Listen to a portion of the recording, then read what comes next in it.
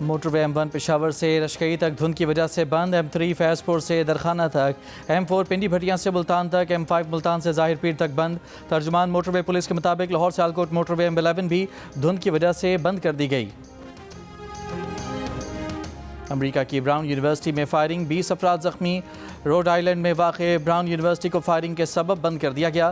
Firing engineering building میں ہوئی، حملہ کو گرفتار نہ کیا جا سکا۔ امریکہ کے تعلیمی اداروں میں فائرنگ کا اس سال یہ 70واں واقعہ ہے۔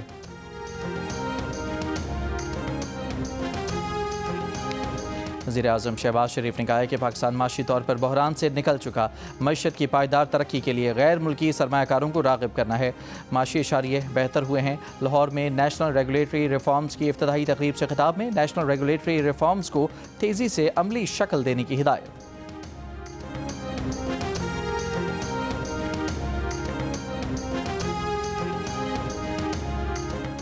Chief of defence forces army chief field marshal Asim Munir کا کہنا ہے کہ پاک فوج قومی استحکام کو نقصان پہنچانے والے تفرقہ انگیز عناصر سے نمٹنے کے لیے مکمل طور پر مستعد ہے۔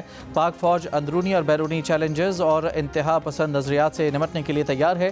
فیلڈ مارشل سید عاصم منیر کا گجرانوالہ اور سیالکوٹ گیریژن کا دورہ، افسران اور جوانوں سے گفتگو میں کہا، جدید جنگی ماحول میں پھرتی، درستی، مؤثر حالات سے آگاہی اور بروقت فیصلہ سازی ناگزیر ہے۔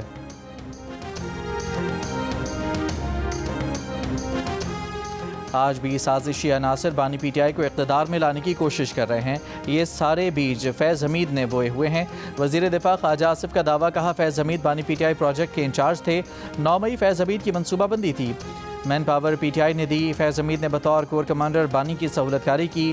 3000 طالبان کو واپس لا کر بسایا گیا۔ پی ٹی آئی اگر وفاق سے تعاون کرے، طالبان کو بھتہ نہ دے تو چند دنوں میں دہشت گردی کا قلعہ کر دیں۔ فیض حمید کو سزا کے خلاف اپیل کا حق ہے۔ نواز شریف کو ایسی کوئی سہولت میسر نہیں تھی۔ احتساب ان کا بھی ہوگا جو بیوروکریسی اور دیگر اداروں میں چھپے ہوئے ہیں۔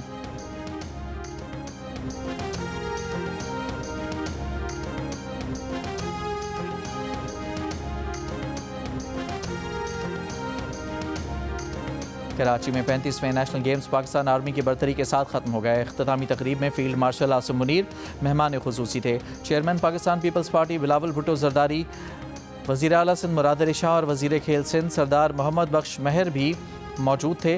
بلاول بھٹو زرداری نے فیلڈ مارشل عاصم منیر کو سندھ کے اجرک اور ٹوپی کا روایتی تحفہ بھی پیش کیا۔ آرمی نے مجموعی طور پر 353 میڈلز کے ساتھ قائد اعظم ٹرافی جیت لی۔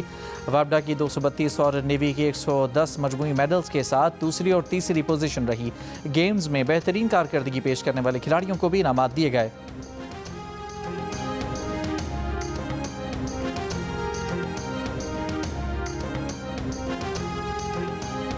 پاکستان کے نامور سٹنٹ مین سلطان محمد گولڈن نے 2 نئے گنیز ورلڈ ریکارڈ قائم کر دیے۔ ڈی ایچ اے کوئٹہ میں ہونے والے سٹنٹ شو میں سلطان گولڈن نے ریورس میں 1 میل کا فاصلہ 57 سیکنڈ میں طے کیا۔ سابقہ عالمی ریکارڈ 1 منٹ 15 سیکنڈ کا تھا۔ سلطان گولڈن نے دوسرا ورلڈ ریکارڈ طویل فاصلے سے ریورس جمپ کر کے توڑا۔ سلطان گولڈن نے طویل فاصلے سے ریورس ریمپ جمپ میں 121.72 فٹ کا فاصلہ طے کیا۔ سابقہ عالمی ریکارڈ 89 فٹ اور 3.25 انچ کا تھا۔ وزیر اعظم شہباز شریف کا ریورس کار ڈرائیونگ کا عالمی ریکارڈ توڑنے پر سلطان گولڈن کو خراج تحسین، کہا سلطان گولڈن نے پوری دنیا میں پاکستان کا نام روشن کیا ہے، پوری قوم کو سلطان گولڈن پر فخر ہے۔ سٹنٹ شو کی تقریب میں وزیر اعلیٰ بلوچستان سرفراز بگٹی اور گورنر بلوچستان جعفر مندوخیل بھی موجود تھے۔ ایونٹ جیو سپر سے براہ راست نشر کیا گیا۔ لیاری کو بدنام کرنے والوں کی سازش کا جواب، پاکستان میں میرا لیاری کے نام سے فلم تیار۔ سندھ حکومت نے فلم کی تیاری میں معاونت کی۔ فلم میرا لیاری جنوری کے پہلے ہفتے میں ریلیز کر دی جائے گی۔ صوبائی وزیر شرجیل میمن نے کہا کہ فلم کو بین الاقوامی طور پر ریلیز کیا جائے گا۔ جنگ میں بھارت کو عبرتناک شکست ہوئی، وہ فلموں کے ذریعے ہار کو جیت میں نہیں بدل سکتا۔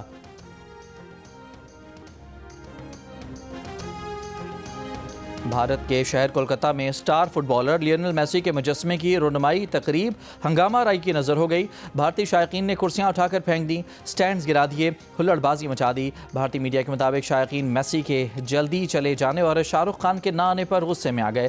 میسی صرف 10 سے 20 منٹ اسٹیڈیم میں رکے۔ میسی کو وزراء نے گھیر رکھا تھا، فینز میسی کو دیکھ ہی نہ سکے۔ شائقین کا کہنا تھا کہ میسی نے نہ تو فٹ بال کو کک لگائی، نہ ہی کسی سے بات کی۔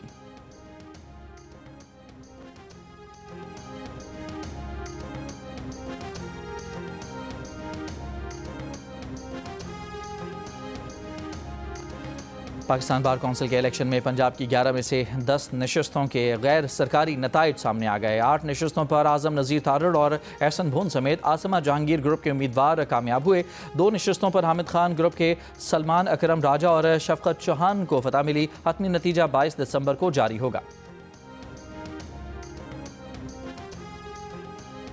قومی عدالتی پالیسی ساز کمیٹی کا جبری گمشدگیوں کے مقدمات پر مؤثر ادارہ جاتی رد عمل پر اتفاق۔ گرفتار ملزم کو 24 گھنٹے میں مجسٹریٹ کے سامنے پیش نہ کرنے پر نیا میکینزم لانے کا فیصلہ۔ کمیٹی کا اجلاس چیف جسٹس پاکستان کی زیر صدارت ہوا۔ اعلامیے کے مطابق کمیٹی نے فیصلہ کیا کہ کمرشل مقدمات کے جلد فیصلوں کے لیے کمرشل لٹیگیشن کوریڈور نافذ کیا جائے۔ فیصلوں کے لیے مقررہ ٹائم لائنز پر سختی سے عمل درآمد کیا جائے۔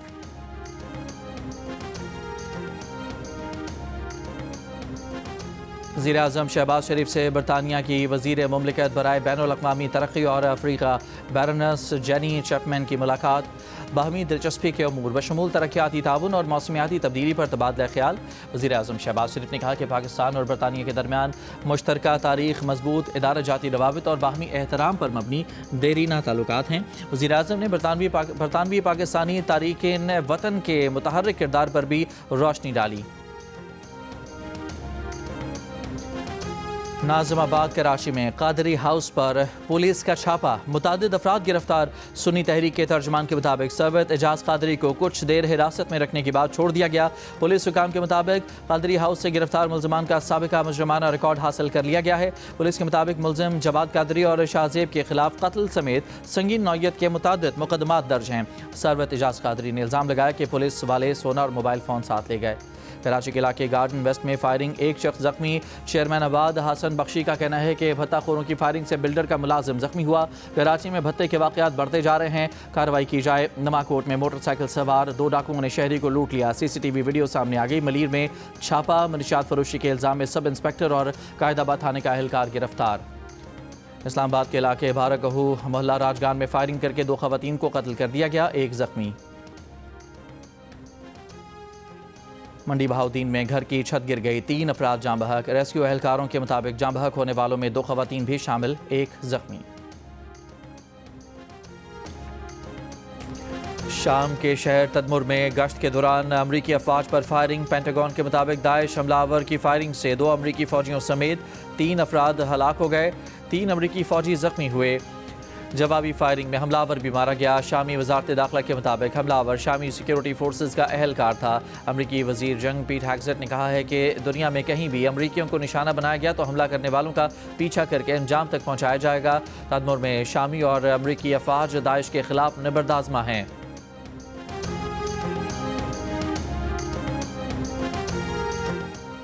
امریکی صدر ٹرمپ کی جانب سے نئے جنگ بندی معاہدے کے اعلان کے کچھ گھنٹوں بعد ہی تھائی لینڈ کا کمبوڈیا کے ساتھ جنگ بندی نہ کرنے کا اعلان۔ کمبوڈیا نے بھی تھائی لینڈ کے ساتھ تمام سرحدی گزرگاہیں تاحکم ثانی بند کر دیں۔ تھائی وزیر اعظم کا کہنا ہے کہ فوج کمبوڈیا کے ساتھ متنازع سرحد پر لڑائی جاری رکھے گی۔ گزشتہ روز امریکی صدر ٹرمپ نے کہا تھا کہ دونوں ملک جھڑپیں روکنے پر رضامند ہیں۔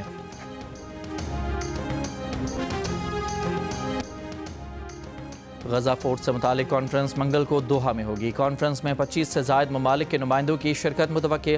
غزہ فورس سے متعلق تکنیکی اور انتظامی معاملات پر بات کی جائے گی۔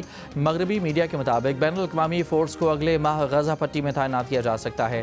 غزہ فورس پہلے سے ان علاقوں میں بھیجی جائے گی جو اسرائیل کے کنٹرول میں ہیں۔